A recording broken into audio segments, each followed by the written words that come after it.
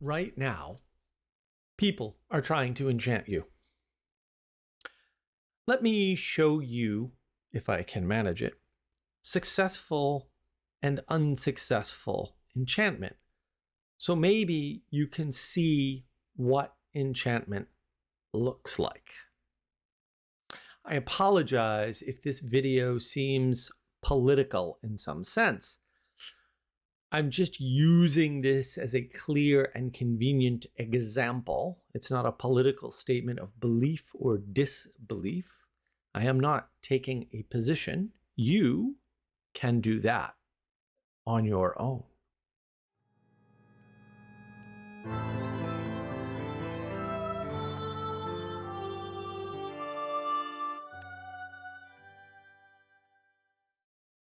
There is an attempt to enchant people, which will seem to succeed for some people, even though we'll say other forces or other factors are sort of at play that maybe explain better what's going on. So there's a correlation, and you can mistake that for causation. But what I mean is that the attempt to enchant people right now is failing, or at least a specific one. So I want to point at it along with the previous attempt at a similar form of enchantment to provide you the contrast to see. This particular enchantment that I'm pointing to relies primarily on speech. It is a phrase, the future unburdened by the past. Often, it is being used along with certain motions, hand gestures, body language, etc., which are clearly meant to be, we'll say, more polished, more complete, more compelling. For that matter, this particular phrase is being poorly spoken, inconsistently delivered, unconvincingly delivered, without proper tone, without proper lyrical aspect, without proper rhythmic aspect. And that's really rather fortunate because it doesn't work as well when it's not delivered correctly. Now, part of this is the person delivering the message. The message itself is too broad, too strong to be held by just any random person saying it. You know this, right? You've seen people say pretty much the same thing, and it just doesn't have the same impact. So it seems to take a certain person and or a certain set of conditions in order for a statement to have an impact. Now, let's contrast this with an earlier version of what I would say is pretty much the same message. But this earlier version is much more broad. It's a much stronger statement, and it's much harder for a single person, we'll say, to hold, if you want to think of it that way. I'm talking about, of course, hope and change. Now, obviously, this is a very, very broad statement. But the draw, the pull, the strength of the statement was able to bring a lot of people along, right? Caused a lot of people to follow an ideology, to go along with a set of moves and policies, many of which, as it turned out, maybe it wasn't clear in the beginning, or maybe it was, were not good for those people. Okay. And why did this particular message, this statement, have such an impact? And part of it is because it was said by someone with sufficient strength to hold the message.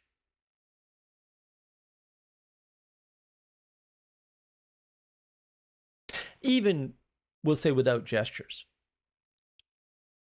And part of messaging is the voice, the cadence, the lyrical, rhythmic, and tonal force.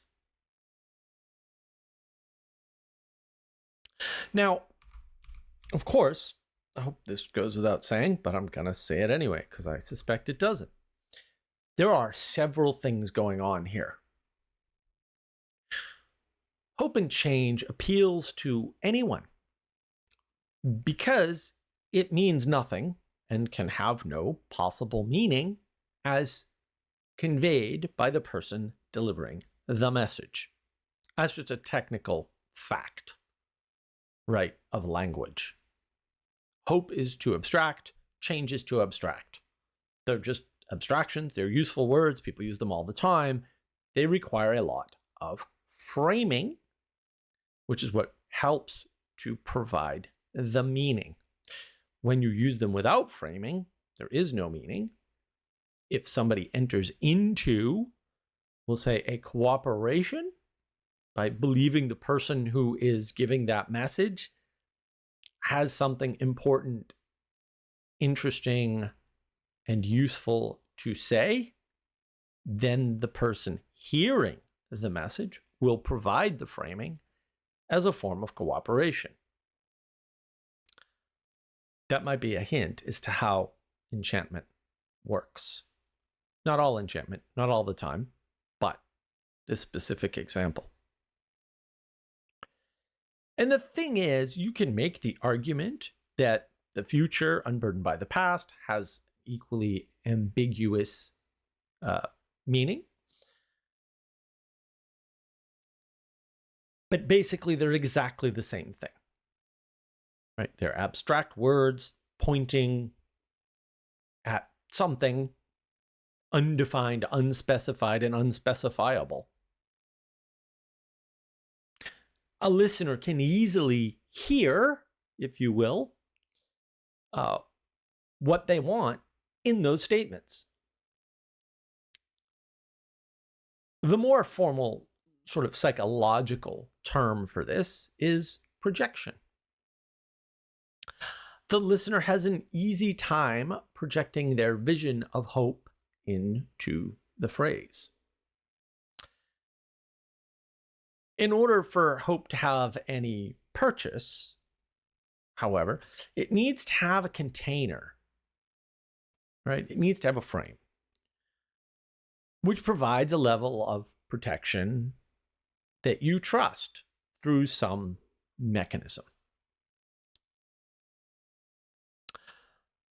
So let's explore that for a minute.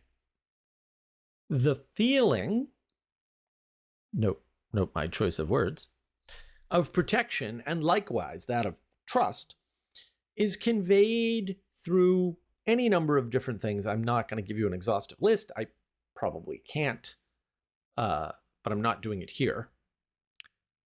It could be conveyed through the voice, through the stature, the physical stature of the person. Are they standing up straight? Do they have their head up high? Are their shoulders square? Or do they slouch in a chair like I do? And the impression of the person is key to the delivering of the message. And what that display does is it sets the frame for you to insert, project your idea of hope into the statement as a form of cooperation. And as I sort of hinted at earlier, there are lots of components, say, to a voice. It has to be steady, it has to be lyrical, it has to be rich in tone and rhythm, right? And these are all on a spectrum and higher scores, if you want to think of it that way. I don't recommend it, but you can.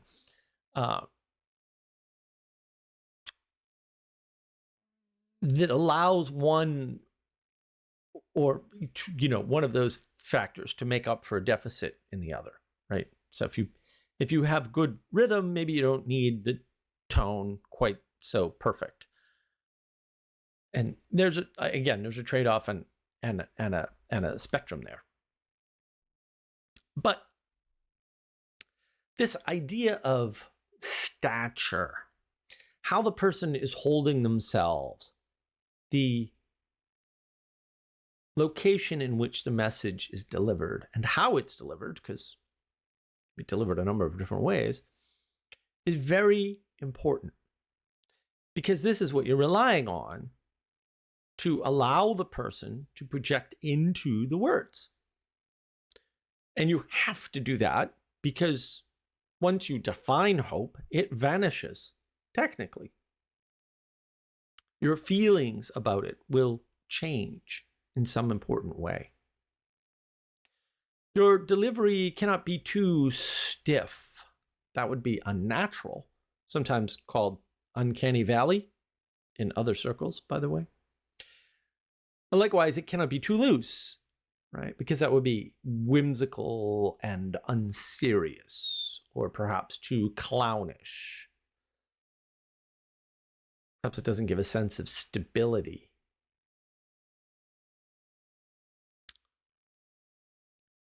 So there is a stance, there is a fluidity of movement. There are cues in the relationship of the head to the body, the motion of the body on the stage, etc. And all of these things are factors in this enchantment. If the listener perceives that it is safe to put their hope into the container presented, and look, you can object, but I assure you, this is a close analog to what's going on. Okay? That listener might have some, perhaps vague, some detailed vision of hope, which they now, in their minds, entrust to this other person, to the person providing the container for this message and doing the delivery. Framing matters, right? Where are they? What's going on? What just happened before, right? Confidence matters, right? That confidence can convey a number of things, right? Whether or not you really believe what you're saying is often read as confidence. Whether or not you're being authentic to something outside of yourself, which is different from whether or not you believe, by the way. Confidence can also convey a sense of stability.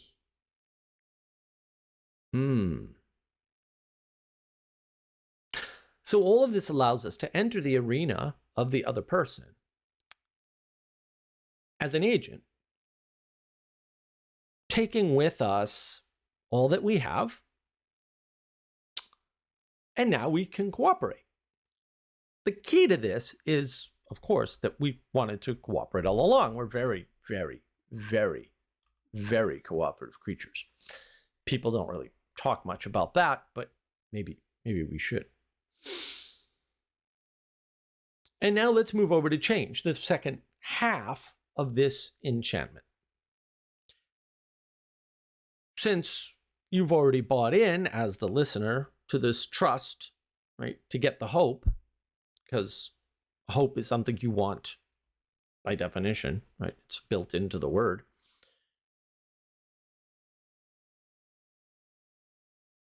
Then the change is just a ceding of authority, if you will, to the person who has given you the space to put, maybe concretize your hope. So they've provided you a container. You've already cooperated. By that point, you probably cooperated before that. And now you have someplace to put your hope. Now, this is kind of tricky because if you see somebody else do this, you can also go, oh, a way to cooperate. A container where I can put my hope. I saw somebody else put their hope in that container. Maybe I can do that too.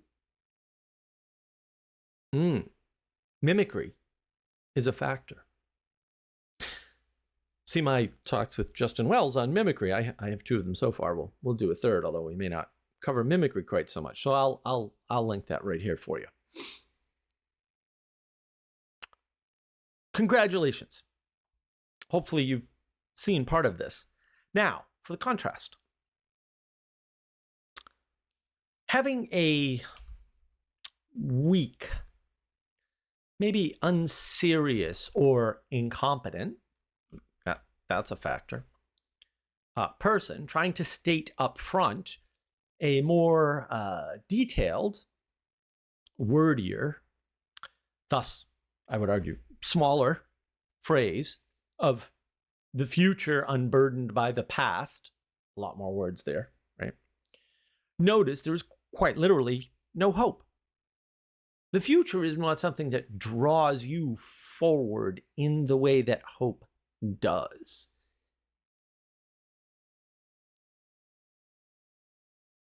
The future is inevitable. It's going to happen with or without you.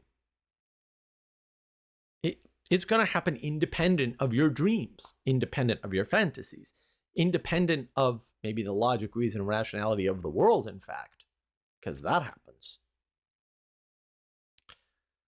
You're unconsciously aware of this, even when your conscious mind is not aware of this or actively tries to avoid the fact that the future's coming, as we often do, right? People don't want to admit that they're getting older, right? They don't want to admit that they can't play tennis like they used to, or, they can't party all night long, or they can't drink as much, right? They don't want to admit that, right? So that's your conscious mind trying to override your unconscious awareness of the future. Hope has a very positive affect to it, right? It's all positive. There's no negative hope. That's not a thing. And so it draws you forward, right? It calls out to you in a way that the future does not. The future is much more, in a way, open-ended because it doesn't have a positive or negative valence. The future could bring a meteor crashing into Earth. I don't know. The future could bring a car wreck where you lose a loved one or a leg. The future is just not necessarily a happy place. Whatever your hope is, that's always a happy place. Now, if the vessel of the delivery of this message is not confident, consistent, articulate, clear, and strong, then they won't be able to create a container that can hold something as large and varied as the future.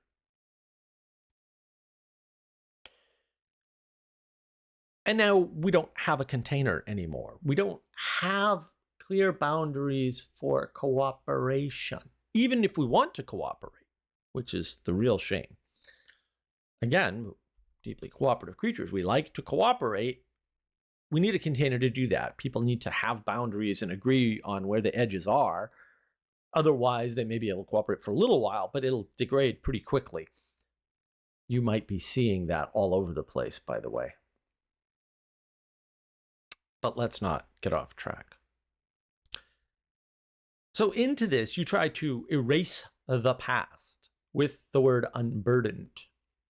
The listener already doesn't trust you as much as they need to, as no container has been created. Unburdened from what? To do what? What is being afforded by the unburdening? Nothing has been put there by the target, the listener. There's no frame there at all. And all the awkward gestures aren't helping the situation. All the nervous laughter, whether it's done before or after, is not helping the situation. I've already partially demonstrated that what comes after, say, seeing someone else enchanted, affects the message you have in your mind from the past, in fact, and impacts you going forward. Right? Exemplification or mimicry matters. Now, I must make an apology to you, dear viewer. The purpose of this video was a bit more expansive than I stated up front. I invite you to think about the fact that I have nothing on my whiteboard behind me. I have knowingly and deliberately put this whole video in a frame of what was said and how it was said. Omitting the fact, of course, that the most powerful messaging is not propositional. It's not speech. It's not in the language. That is not the most powerful way to message at all. It's the weakest form, in fact. It's more subtle, proper messaging. It's more participatory, if you really want to get into it. It's more about framing and movement and visual effects. This is why people can say things that are untrue and other people will go along with it because they didn't catch the untruth in the propositions because they were enchanted by the frame. Let me be more clear, and I want to be a little bit fair to myself. When I was researching this video, I could not find any footage of Obama saying hope and change in a speech. It's just an artistic image, as near as I can tell. In some ways, it was the frame. But it wasn't some mantra that was repeated over and over again on a stage, for example. But that message, that signal was still there in detail, bolstered by his propositions, which were much more detailed than mere hope and change, bolstered by the confidence, by the attitude, by the posture, by the motions, which are very, very important.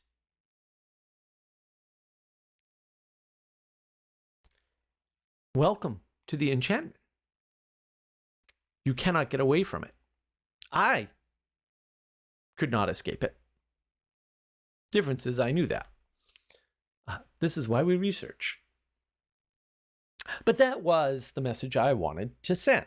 Enchantment is not optional. It's not going to go away. You will not defend against the enchantment. That isn't going to happen. Your only participation in the world, and certainly with others, should be around the good, the true, and the beautiful, in some measure and none alone. Don't be enchanted by a pretty poster with a couple of words on it and a face behind it. Right? Because you're linking propositions with beauty in the form of a person. Go look at the poster. No single engagement, no single thing, for lack of a more precise term, no single way of thought or thinking will save you from being dragged into the bad of the world. And there's a lot of bad in the world. There's not a lot of good. There's a lot of bad. You must struggle. You must get help. You must participate. Not talk about. That'll actually make it worse. on average. You must participate in the good, the true, and the beautiful in the right way with proper orientation. There's no way around that. I can't make it any simpler. No one else can either, by the way. Don't be enchanted by their promises, because mere promises enchant you too. What I'm trying to say is navigate the patterns carefully.